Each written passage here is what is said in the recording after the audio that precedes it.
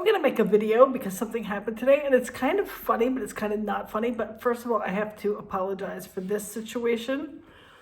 I had to work. I just got home from work. It's about 6:30 at night.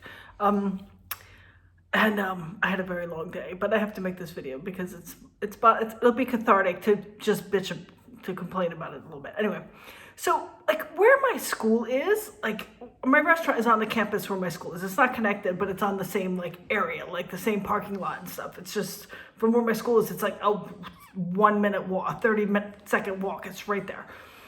And like next to the restaurant where my restaurant is, there's like a long thing of windows, and then outside of that side of the restaurant, there's a staircase that goes up to where there's like a little shop and stuff up there. So like if you're a kid, not a kid, if you're anyone that's sitting in the restaurant and you look out the window, you look right at these steps that go up to this little shop or whatever, it doesn't matter. So I'm walking over to go to the restaurant, and I had the dog, so I was like walking him around a little bit. Then I walked over to go in the restaurant, and the kids were already in there. So now the kindergarten's leaving. The kindergarten was literally leaving, and the primary school is in there, sitting down, eating their lunch. And kids, like they're kids, so they're looking out the window. They're kids. So on the staircase come these two, well, maybe they're already sitting there when I walk up. Two young women, I would say ladies, but I wouldn't call them ladies actually. Two young teenagers maybe. I'm definitely not over 20, but I'm assuming they're from the high school that's across the street. They're young girls, probably teenagers. And they're sitting there, broad daylight. This is lunchtime, rolling a joint. I swear to God, this joint was this big. And I'm looking at them like, you see a grown-up coming, right? I think now with my white hair, I qualify as a grown-up. And I'm like, you see a grown-up, you think that they would like maybe put it down a little bit, or like be like, oh shit, there's an old lady, like get up and like go walk away. No, they were just sitting there rolling away and I was like, okay, first of all, when did I become this woman that gets weird about somebody's smoke? I don't care if you smoke. I don't care if you smoke a whole pack of cigarettes. I don't care if you drink a case of beer. I don't care if you smoke 100 joints. You do you, boo. I'm not judging anybody. There's a million places. My school is out in the boonies. Like there's a million places you can go and smoke a joint or drink a beer or do whatever you want without anyone seeing you. It's not like I'm like in the middle of the city where there's going to be a million people. Like we're out in the countryside. And these girls are sitting right there on the thing, rolling away like this. I swear it was like this big. So I'm like, are these girls stupid? So I walk up and I very nicely and honestly, I've learned in my age, sometimes it's nicer to just be nice and just ask nicely. And then maybe you don't have to have a fight with everybody. Because that's why I'm 50 and I have a white head of hair, because I was always such a woman when I fight with everybody. No, I'm not going to fight with anybody. I walked up and I said very nicely, I said, excuse me, ladies. I said, can I ask you a favor? In my terrible German, but I speak well enough that they know what I was talking about. I said, you see all the kids in here? Like, this is a school. Like, would you mind to please go smoke somewhere else? And I even said, if you go up here, on this other side, no one can see you. If you go back here around the corner, no one can see you. But where you're sitting is right, literally, where all the kids are eating their lunch. Okay, the window was not open. Like the kids wouldn't be able to smell it or wouldn't like get in their system or something. But they're going to see you with this cigarette looking like Cruella de Vil this big. Like, move it. And they look at me like, eh. And then the one girl who, with the joint in her hand says to me, those kids don't understand what we're doing.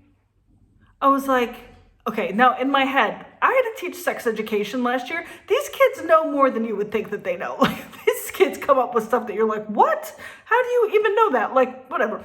Like they know, okay, maybe they wouldn't know the difference between a cigarette and a marijuana cigarette. Maybe they wouldn't know that much because I'm doubting their parents are sitting there puffing away at home. But they would know that that's not really what you're supposed to be doing. And nonetheless, if somebody came to visit the school or if a parent came by to pick up a kid and they're walking past the teenagers outside where the kids are having lunch smoking a joint, like it's going to look terrible for my school. So these girls were like, man, we could, after I said very nicely, over there, no one's going to see you. Over there, no one's going to see you. Around the corner, no one's going to see you. Back there, no one's going to see you. But right here, everybody's going to see you. Get out. Well, I didn't say it like that. I said it nicely. And then they were like, man, the kids still rolling away, looking right at me. And I am a big girl. Like, why would you want to mess? Don't let the white hair fool you. I'm still from New Jersey, so don't forget that part of the story. Don't let the little Swiss passport fool you. I'm still from New Jersey, and I will swing. Actually, I wouldn't, but you know what I'm saying. So I'm like, oh, really? You're not going to leave? I said, okay. I said, then let me say it in a different way. Either you leave now, or I'm calling the police. Okay, what these little bitches don't realize is that the Oberville is a tiny little village. It's not even a city. It's a little village. All the policemen know who we are. You know why? Because they come visit our kids at least twice a year. Well, once, twice a year, to teach them how to cross the street safely. Like there's a big thing. They come with puppets and things they roll out on the floor, and they have little dolls, and they give the kids little vests that they can cross the street, and then the kids get to keep them. And they visit our school every year. So every kid at my school knows the policeman. I know the policeman. All my teachers know the policeman. There's not that many of them. The village is this big. And I'm like, all I have to do is call there and say, this is Ina, up at the Eagle Eye at the school. They would know exactly who I was, and they're there. I had to call one other time for a guy smoking on the playground. So I'm not afraid to call the police. I know them. Like, they'll be there in 30 seconds. So I said to the girls, so either, I'll say it this way, this is a private area. Either you leave now, or I'm calling the police. And then they still weren't going to leave. They were still giving me lip. And then the one went like, nah, to me. And I was like, are you stupid? Like, what? Like, what? And I have a bulldog on a leash. Okay, everybody knows Rocky. He would kiss somebody to death. Like, he would never, ever bite somebody. He's not that kind of dog. But they don't know that my dog won't bite. See? Right, Rocky? You'll bite somebody for me. Just wait a second. So then my principal, he caught my eye in the window, and he saw me like, and I was like, get out of here. So he comes out there, and I'm like, this.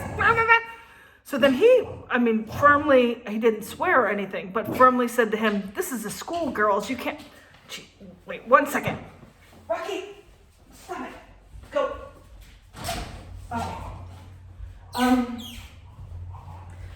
Told them, like, beat it, girl. And then they listened to him. And then the little snotty one turns around and says, we're doing it because he asked, not because you asked, because you're rude. I'm like, how was I rude? Like, I asked you nicely.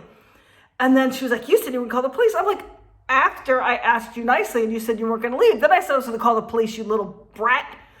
I want to put her on my knee and give her a smack. Now, again, I am not judgy about people smoking a joint. You can smoke a joint all day long.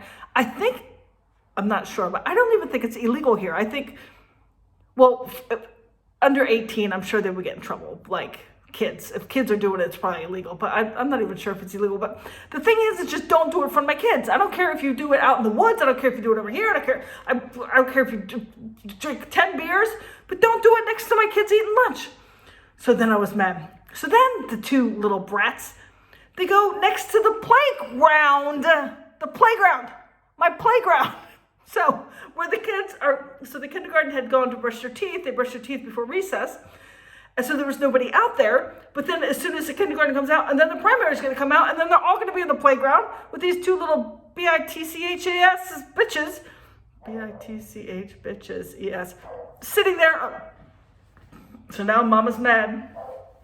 So I just took my phone out, took a picture, went like this, bloop, took a picture of them, and then they got up, and then they started walking away.